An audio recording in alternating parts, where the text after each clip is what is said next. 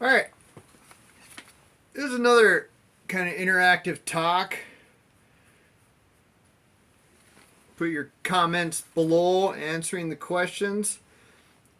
So this is what I'm calling Crown of Life Bible Nugs. It's called Are You Ready for the Apocalypse? Being ready for end times doesn't mean stocking up on canned goods, gallons of milk, and moving off grid. It means being ready for Jesus' return. How do we ready ourselves? Comment below. We continue to work on a recovery. That's how. Hosea 10:12. Sow for yourselves righteousness, reap in mercy, break up your fallow ground, for it is time to seek the Lord till he comes and rains righteousness on you. How does this verse relate to recovery? Here's the answer. But first, comment below. Hosea is a book of the minor prophets written at the fall of the northern kingdom. Israel had sown the seed of sin, and they would soon reap judgment from God. Even now, if they would sow righteousness, they would reap in mercy at the next harvest. We all sow into our life, but do we sow seeds of righteousness? What crop will grow up from the seeds planted today, or this past week, or this past month? God builds on the picture of sowing and reaping by telling Israel to break up your fallow ground that hasn't been plowed for more than a year. It is hard ground and stubborn, resistant to the seed. It does little good to sow seed on fallow ground. It must be broken up first. For it is time to seek the Lord reminds us of how we break up the fallow ground. We do it by seeking the Lord, not ourself or idols. For it is time shows that the time to break up the fallow ground is now. This should be immediately done.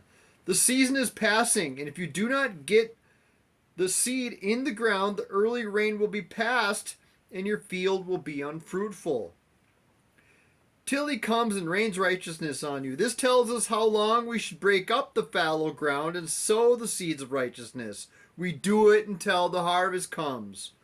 God's use of the figures of sowing and reaping remind us that harvest is sometimes a season away. Sometimes people expect to sow sin for years, but to immediately reap mercy after sowing righteousness for one day. Stick with sowing in righteousness, you will reap mercy in due time. So that's the answer of how Hosea 10:12 relates to recovery. So what are examples of way you sow for yourselves righteousness, or ways that you could do this? Comment below. Also, what are ways to break up your fallow ground, and what are ways that you do that? Well, instantly, I think for breaking up your fallow ground, that's the steps, right? Matthew 24:40 through 44. Then 2 men will be in the field, one will be taken and the other left. 2 women will be grinding at the mill, one will be taken and the other left. Watch therefore, for you do not know what hour your Lord is coming. But know this, that if the master of the house had known what hour the thief would come, he would have watched and not allowed his house to be broken into. Therefore you also be ready, for the Son of Man is coming at an hour you do not expect. 1 Thessalonians 4:16 through 17 also describes a scene where people were snatched up. Jesus is saying that when he returns, some will have eternal salvation rather than destruction or the one taken.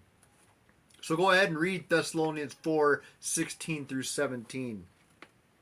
Verses 40 through 41, Matthew 24 verses 40 through 41 tell us to be prepared, while verses 42 through 44 tell us to be alert. In verses 40 through 41, the people don't know when the Lord is returning, so they should always be prepared. In verses 42 through 44, the owner of the house knows the hour of the thief would come, so he should be alert. Alert here is the Greek word gregario, and in some of the verses in the New Testament, it means to stay awake, be watchful. Think of the disciples who fell asleep in the Garden of Gethsemane. In other verses, Gregario means to be in constant readiness and to be on alert. So in Matthew 24:42, the phrase be on the alert translates a present imperative, indicating the call for continual expectancy. So the question is this: how does recovery tie into being prepared and alert for Jesus' return? Comment below. So question number 4 is this: some of the Israelites were not prepared and ready when Christ came the first time, and some were. Can you draw parallels between Israel's response to Jesus' first coming and recovery? Comment below.